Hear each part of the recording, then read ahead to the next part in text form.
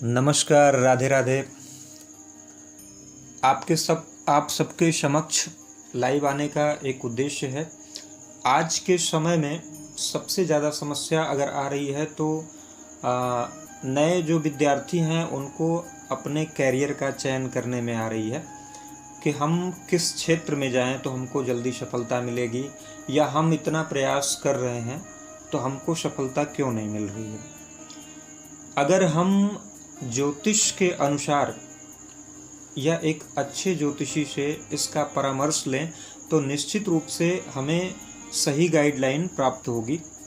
जैसे आप ये समझिए कि आपकी कुंडली का दशम भाव आपका कर्म स्थान होता है, कैरियर का स्थान होता है। दशम भाव में जिस ग्रह की राशि हो या दशम भाव में जो ग्रह बैठे हों या दशम भाव का स्वामी जिस ग्रह के नवांश में बैठा हो, उससे संबंधित हम जब भी कार्य क्षेत्र का चयन करते हैं तो हमको सफलता जल्दी प्राप्त होती है।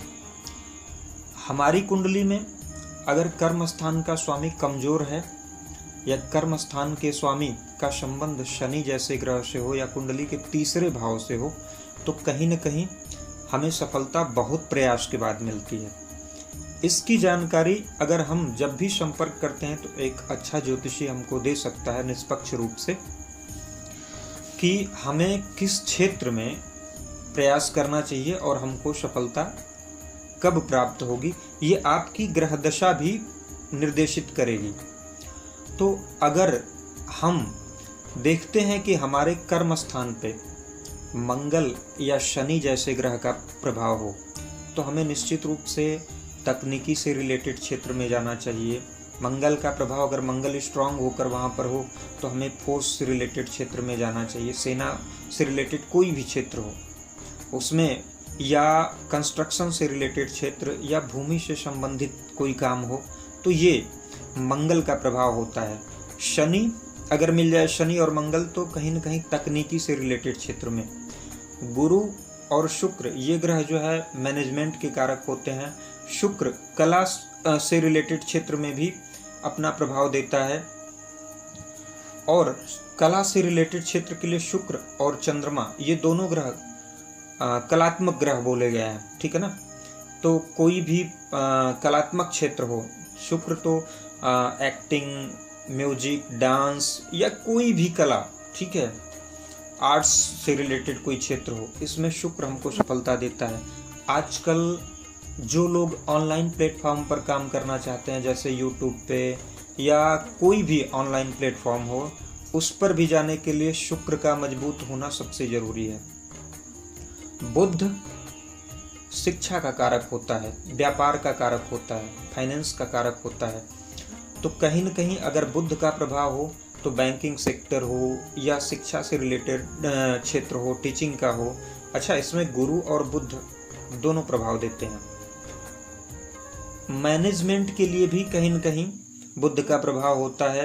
मंगल और बुध अगर प्रभाव दे रहे हों तो कहीं न कहीं अकाउंटिंग या चार्टर्ड अकाउंटिंग से रिलेटेड क्षेत्र भी हमारे लिए अच्छा होता है।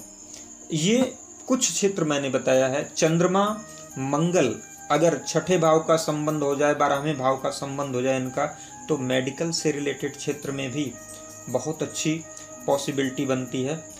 तो कहने का मतलब ये है कि आपको जब भी कैरियर से संबंधित कोई समस्या हो तो किसी अच्छे ज्योतिषी से जब भी आप सलाह लेंगे तो वो आपको सही गाइडलाइन देगा और आपकी ग्रह दशाओं के अनुसार आपको निर्देशित करेगा कि किस समय आपका प्रयास ज़्यादा सफल होगा। अगर फिर भी रुकावट आ रही है तो कौन से ग्रह आपके कुंडली में कमज़ोर पड़ रहे हैं, उनकी पावर को कैसे इंक्रीज करना है। कुछ ग्रहों को मंत्र के द्वारा, मंत्र जाप के द्वारा उनको पॉजिटिव किया जाता है। कुछ ग्रह आपके अगर डिग्री वाइज बहुत कमज़ोर हैं तो उनसे संबंधित उनके धातु या रत्न को धारण करके उनको स्ट्रॉन्ग करना चाहिए। कुछ ग्रह आपके काफ़ी नेगेटिव स्थिति में बैठे हैं तो उन ग्रहों से संबंधित हमें दान करने चाहिए। तो ये सारे उपाय जो हैं ज्योतिषी आपको बताता है और ज्योतिष के माध्यम से, आपकी कुंडली के माध्यम से ये देखा जा सकता है। इसलिए ज्योतिष को अपने लाइफ में सक्सेस इसका एक मार्ग समझिए, और आप अगर एक अच्छे ज्योतिषी से सलाह लेते हैं, मार्गदर्शन लेते हैं, तो जीवन में आपको अवश्य ही सफलता प्राप्त होगी। धन्यवाद। राधे राधे।